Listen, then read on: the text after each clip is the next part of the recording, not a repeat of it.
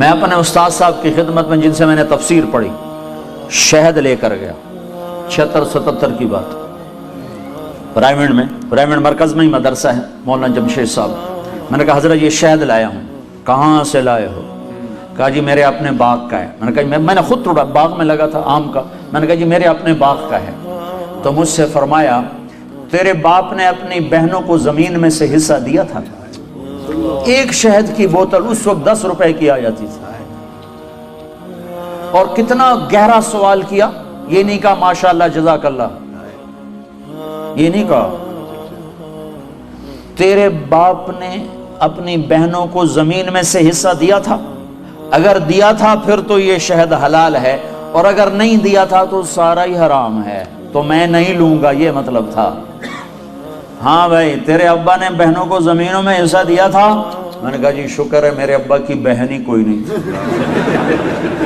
ہوتی تو کوئی نہ دیتے، صرف 2 بھائی تھے، ساری جائیداد 2 بھائیوں کی، بہن تھی نہیں ان کی۔ میں نے کہا اچھا تو تیرے دادا نے اپنی بہنوں کو زمین میں سے حصہ دیا تھا؟ میں کہا میں جمعیا ہی کوئی نہ ہوں، اس لیے میرے کو کی پوچھی جانا، میرے جمن تو پہلے دی گل نہ تھا، نہ پوچھو میرے کو۔ تو پھر ہنس پڑے، کہا اچھا ادھر رکھ دو۔ تو میرے نبی نے فرمایا جس نے بہنوں کو حصہ دیا، جس کو اللہ نے 2 بہنیں دی، اس نے بہنوں کا حق دیا، اور شادی کے بعد بھی ان کے سر پہ ہاتھ رکھا تو اس پہ جنت واجب ہو گئی۔ پھر یہ بیٹی سے بہن، بہن سے بیوی ہیں۔ پھر میرے نبی نے فرمایا بہترین مسلمان وہ ہے جو بیوی کے ساتھ اچھا سلوک کرے، اور میرے نبی نے فرمایا جو یہ چاہے اس لوگ کا مسلمان کہ وہ جنت میں میرے گھر کے قریب گھر بنا لے تو وہ 2 کام کرے، ایک اپنے اخلاق اچھے کرے، ایک اپنی بیوی سے اچھا سلوک کرے، تو اس کا گھر میرے گھر کے قریب ہو جائے گا۔ تہجد پڑھے، جہاد کرے، تبلیغ کرے، ذکر کرے، مراقبہ کرے، یہ نہیں فرمایا، کہ وہ 2 کام کرے، ایک اخلاق اچھے کرے، ایک بیوی سے اچھا سلوک کرے۔ یہ بیوی سے اچھا سلوک بھی تو اخلاق میں آتا ہے، اس کو الگ کیوں کہا ہے؟ کہ بہت سے لوگ باہر بڑے اخلاق والے ہوتے ہیں اور گھر میں بیویوں کے ساتھ بڑے بدتمیز ہوتے ہیں، اور ہمارے ذمہ داروں میں عام ہے یہ حدیث۔ ایسے میں آنکھوں سے دیکھ رہا ہوں کہ میرا سارا خاندان، میرا معاشرہ جو ذمہ دار معاشرہ ہے، وہ باہر ڈیرے دار ہیں، ذمہ دار ہیں، اور بڑے سخی ہیں، بڑے مہمان نواز ہیں، لیکن گھر میں اتنے ہی بدتمیز ہیں۔ بیویوں سے ایسے سلوک کرتے ہیں جیسے نوکرانیاں، بیویوں کے ماں باپ کو ایسے گالیاں نکالتے ہیں جیسے انہیں گالی دینا ثواب کا کام ہے۔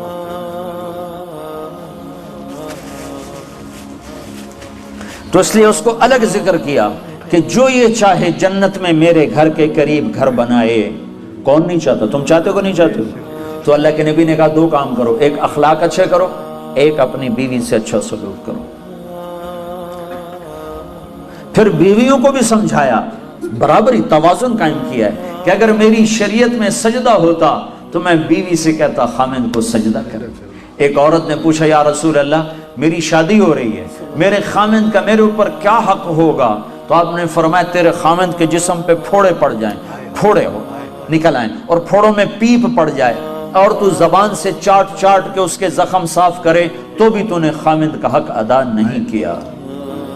لو ان المرأة صلت خمسها صامت شهرها حسنت فرجها اطاعت بالها دخلت من ای ابواب الجنت شاءت۔ میرے نبی نے فرمایا جس عورت نے 5 نمازیں پڑھی، رمضان کے روزے رکھے، خامند کی اطاعت کی اور بدکاری نہ کی، عزت میں خیانت نہ کی، تو جب وہ آئے گی تو جنت کے 8 دروازے کھل جائیں گے۔ اللہ فرمائے گا جدھر سے چاہ چلی جا، جنت تیرے لیے ساری حلال ہے۔ یہی عورت ماں کے روپ میں تبدیل ہو جائے تو میرے نبی نے فرمایا کاش میری ماں ہوتی اور میں عشاء کی نماز کے مصلی پر ہوتا اور میں سورۃ فاتحہ شروع کر چکا ہوتا، اور ادھر سے میرے گھر کا دروازہ کھلتا اور میری ماں کہتی بیٹا محمد، تو میں اس کی خاطر نماز توڑ دیتا۔ میں کہتا اماں جی حکم، میں پھر پڑھوں گا۔ آپ نے فرمایا میں جنت میں گیا تو میں نے قرآن کی تلاوت سنی، میں نے پوچھا یہ کون تلاوت کر رہا ہے؟ مجھے کہا گیا یا رسول اللہ یہ حارثہ بن نعمان ہیں۔ میں نے کہا حارثہ؟ وہ تو مدینے میں بیٹھا ہے، ابھی مرا تو نہیں ہے کہ جنت میں اس کی تلاوت گونجے؟ تو ان فرشتوں نے کہا یا رسول اللہ ماں کی ایسی خدمت کی ہے کہ اللہ نے خوش ہو کر حکم دیا ہے ہر سا جب قرآن پڑھے ساری جنت کو سناؤ، کذالکم البر کذالکم البر۔ میرے نبی نے کہا ماں باپ کی خدمت یہی ہوتی ہے، یہی ہوتی۔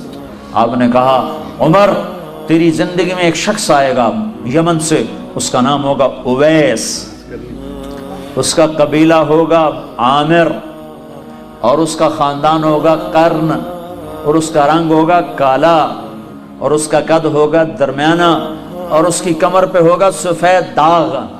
جب وہ آئے تو اس سے دعا کروانا، عمر تو عمر، میرے بعد کوئی نبی ہوتا تو عمر ہوتا، اور نبی کے دائیں طرف عمر کی قبر ہے، بائیں طرف یہ نقشہ ہے قبروں کا، ایک قول کے مطابق کہ درمیان میں اللہ کے رسول ہیں، سیدھے ہاتھ ابو بکر، الٹے ہاتھ عمر، اور ایک قول یہ ہے یہ اللہ کے رسول، یہ ابو بکر اور یہ عمر، اس طرح کر کے، اور ایک قول یہ ہے، ایک قول یہ ہے، اس طرح یہ میرے نبی کی قبر، پاؤں کے ساتھ ابو بکر کا سر، پھر ابو بکر کے سر کے ساتھ پاؤں کے ساتھ عمر کا سر، یوں تین قبریں ہیں، یا یہ ہے۔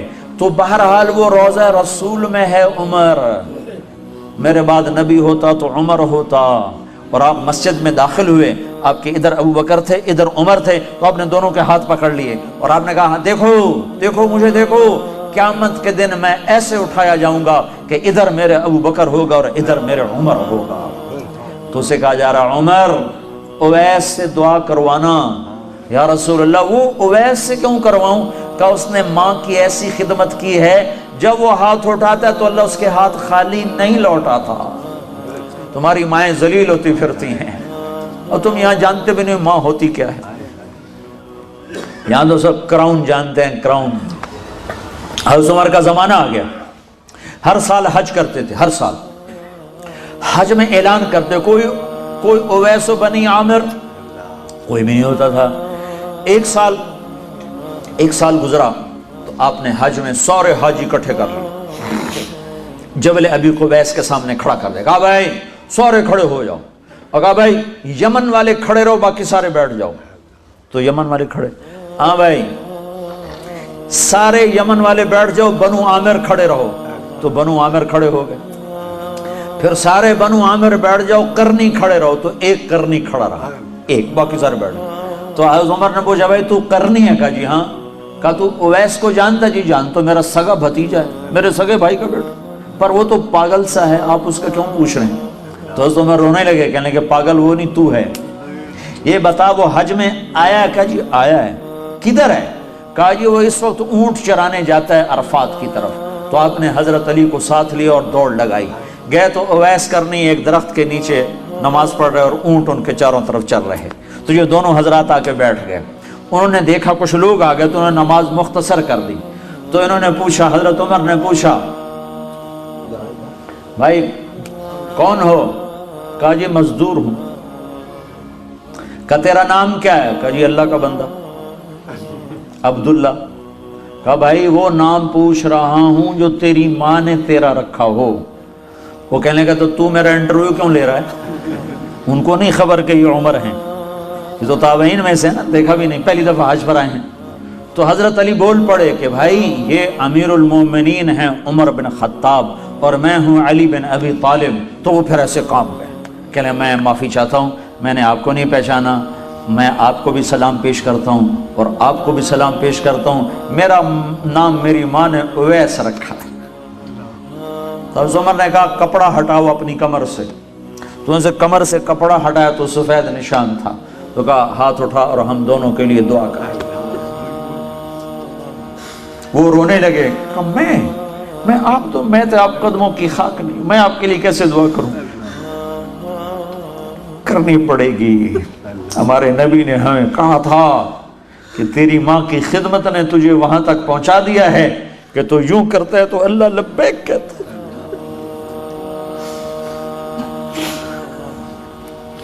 صرف نماز روزے کا نام اسلام نہیں ہے، اور بھی دکھ ہیں زمانے میں محبت کے سوا، راحتیں اور بھی ہیں وصل کی راحت کے سوا۔ اخلاق کا بہت بڑا باب ہے جس کو امت نے بھلا کے رکھ دیا ہے۔ انسانی حقوق تو پائمال ہو گئے، تباہ ہو گئے۔ تو حضرت عمر نے دعا کروائی، پھر انہیں ہاتھ اٹھائے اور دعا کی ان کے لیے.